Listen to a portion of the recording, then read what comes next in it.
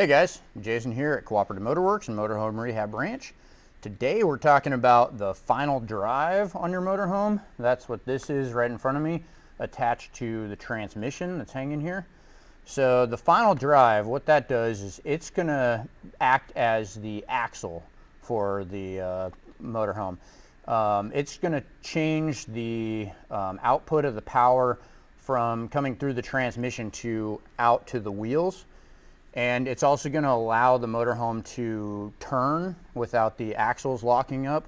That's going to be done with spider gears or a limited slip differential, and we'll talk about both of those today. So the final drive is something that's probably often neglected on our coaches because it's just something that you don't think about. It's hard to check the fluid. Well, maybe not hard, but it doesn't have a dipstick to check the fluid on that. You just have to take the plug out.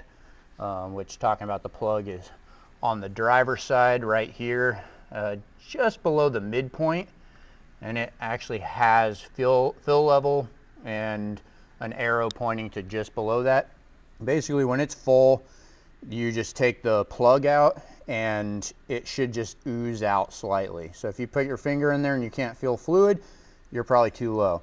If you've never checked the fluid on your final drive, or you don't know what the condition of it is, it's probably a really good idea just to go ahead and change it and take a look at everything inside there, see how much debris, it's often that you have metal shavings, you might even have chunks of gear, stuff like that, that are good indicators of how your final drive's doing. Now, if you do have problems with your final drive, or if you have drivability issues of like you're not having enough power to go up hills, things like that, then upgrading to a different gear set could be something that would benefit you. Different gear sets that are available for these, so they came factory with a 307 gear ratio, which means that for every 3.07 revolutions of the engine, the output shafts on this, the tires basically, are spinning 1 revolution. If you go to like a 410 gear ratio, then that's 4 revolutions of the engine to 1 revolution of the tires, which means your engine has to spin more time, but it gets the advantage of gear reduction. So it's like having a bigger lever. Like if you're trying to break loose a bolt and you're putting a bigger handle on the pry bar or the breaker bar, it gives you more leverage. You can do more work with less effort.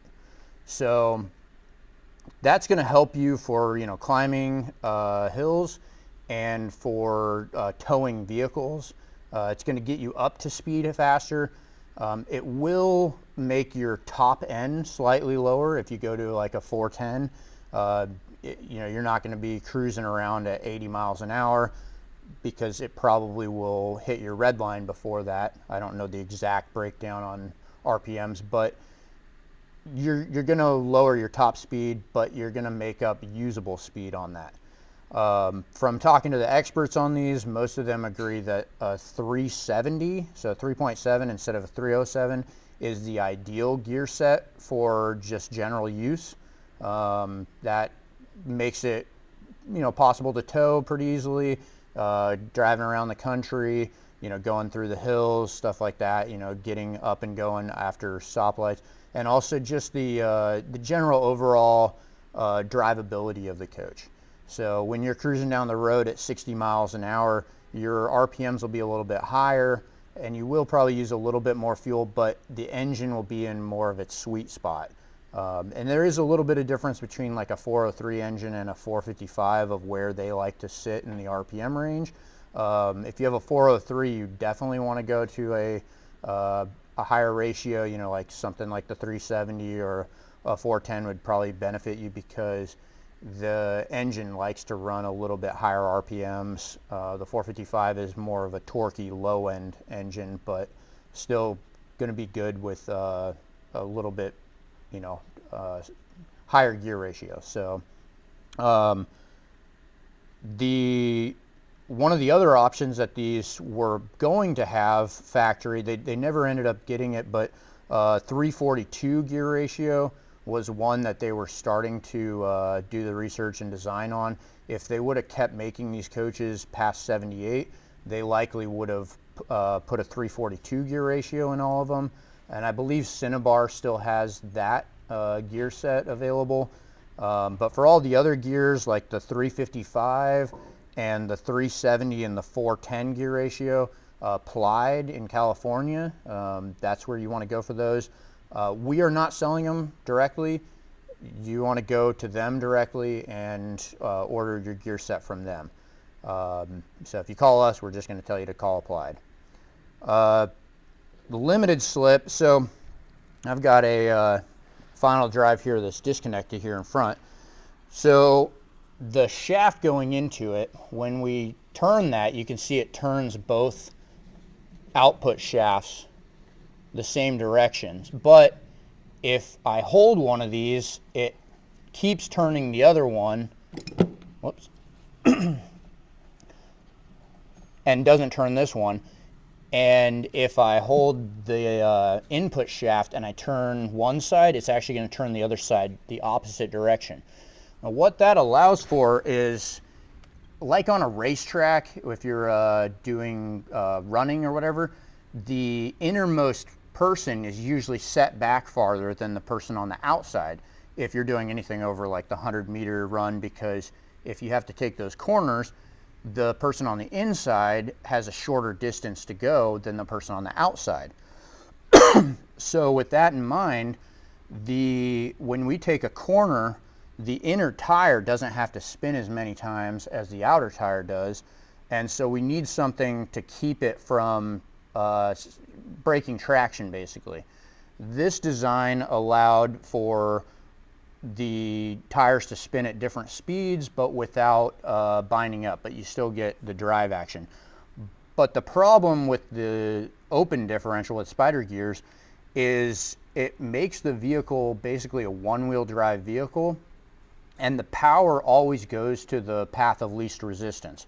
So if you pull your vehicle onto some sand on one tire or mud or something like that, but the other one's on hard surface, the tire that has the least amount of traction is the one that's going to spin, because the power is going to find the path of least resistance through the tire that spins. So you could end up getting stuck on something very, insignificant. Not the worst case, because most of the time we're not driving these into like mud and stuff like that, but you may drive it onto grass, and if it rains a bunch, you may end up in a condition where you do find yourself spinning one tire, and you're looking at it and going, that one other tire is sitting on hard surface, why isn't it getting any traction there? So, those are cases where you may wish you had a limited slip differential. A limited slip differential is going to allow the tires to spin at different speeds for a certain amount of revolutions, and then it locks up and then they turn in unison. That way, if you are in no traction area in one tire but the other one has traction, after a certain amount of revolutions, it's going to start turning the other tire as well, and then you can possibly get out.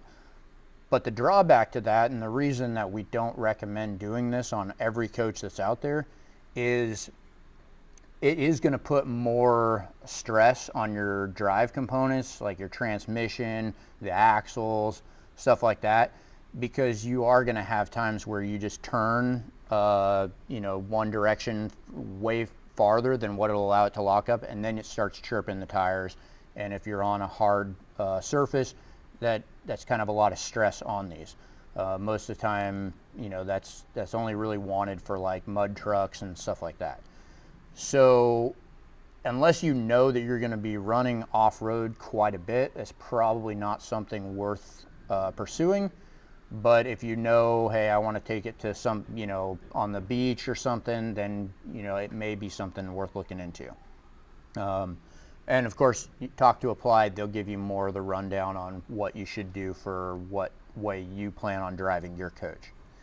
So that pretty much wraps up. Oh, with limited slip, if you do end up doing that, you have to add a friction modifier to the gear oil.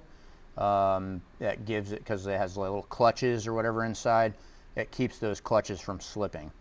So that's something to note. Also with gear oil, since we're on that anyways. We run gear oil GO 8090 in them.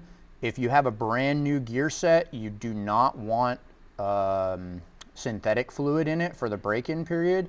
So we recommend just standard gear oil, you know, not anything synthetic, at least for the first 1,000, 2,000 miles. After that, you can switch over if you decide you want to, but realistically, you're fine just running straight GO 8090 non-synthetic. It takes about 4 pints. I don't know exactly what that converts to in quarts, but we usually put a little over 2 quarts in gear oil in it. I found the easiest way to fill these in place is you take the gear oil. They usually have a little pointy cap, put a hose on it and run it in, and then put it up, squeeze it out, and then bring it down, let the air back in it, and then same thing until it all squirts in there. And then of course once it starts oozing out, that means you're full. All right, gaskets and seals. So I have the 2 gaskets that go on these, and we'll get close-ups of the numbers. But there's the on the Felpro gaskets, it's an RDS 30094. That's the gasket that goes between the final drive and the transmission. So if you end up swapping that out, then that's the gasket that you're going to end up needing. And then for the cover, if you're just doing the fluids and you're leaving it in place, it's an RDS 55034. And you can kind of see this gasket. It's got this little funky looking section up here at the top. That part is going to go to the top, and this one doesn't have it on it, but there's a little tab that goes on here because there's a vent hole up at the top of the final drive. And I think I can kind of show on this one. And don't do like whoever put this final drive cover on. They silicone that thing shut, so there was no vent hole. So that probably wasn't ideal. You want air to be able to escape through this vent hole here. So if it's clogged like that, then you're not getting any ventilation inside your final drive. You know, we find stuff like that all the time. So there is a point to it, and that little bracket is going to go on the very topmost nut. I don't have one of those, but I will get a picture of what that little bracket looks like. When we put these on, I like to use this Permatex Aviation Forma gasket with it. So I coat the surface, I coat both sides of the gaskets, and you know, so the pan, if I'm doing the transmission, I coat the transmission, and I coat the mating surface that's going to go up to it. And then that way, and you want it to get tacky, so about 15 minutes from the time you apply it to the time you actually put everything together. It should pretty much just stick in place when you have it tacky like that. And that gives it a little more resilience. It's less likely that it's going to leak. Sometimes on the pan for the diff, we end up having to bend these back because they've been over torqued or something like that. So if where the bolts are, it's dimpled out, you may want to knock that back level so that it's not puncturing through the gasket. All right.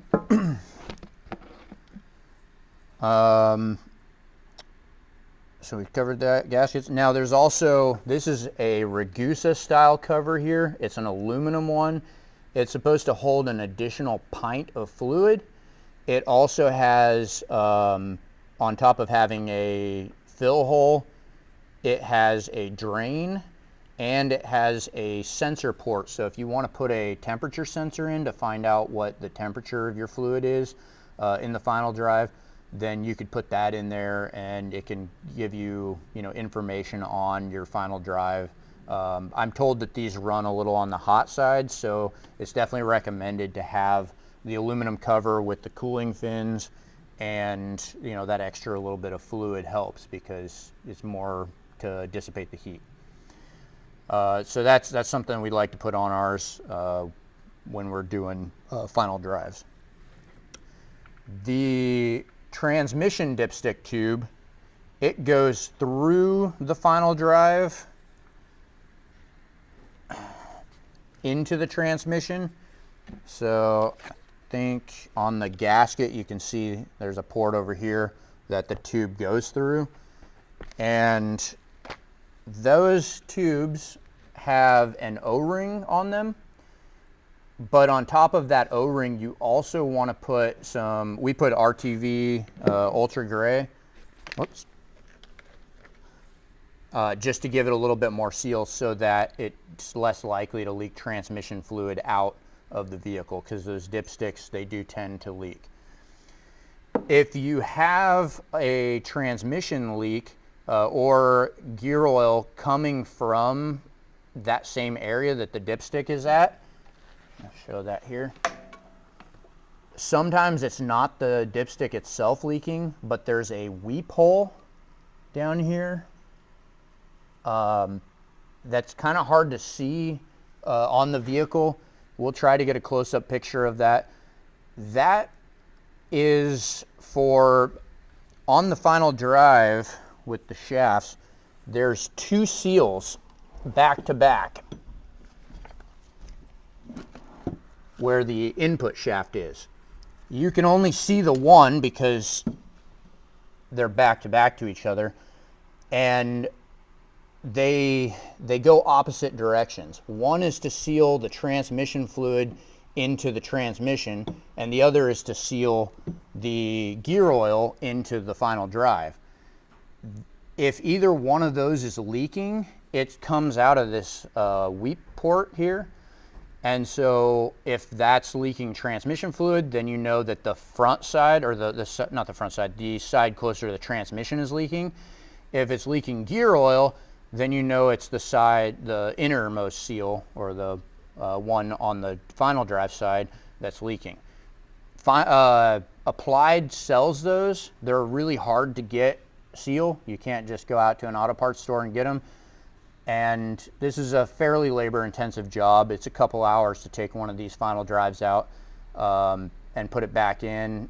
So, you know, definitely check to make sure it's not the dipstick that's leaking or anything like that, because it's not a fun job.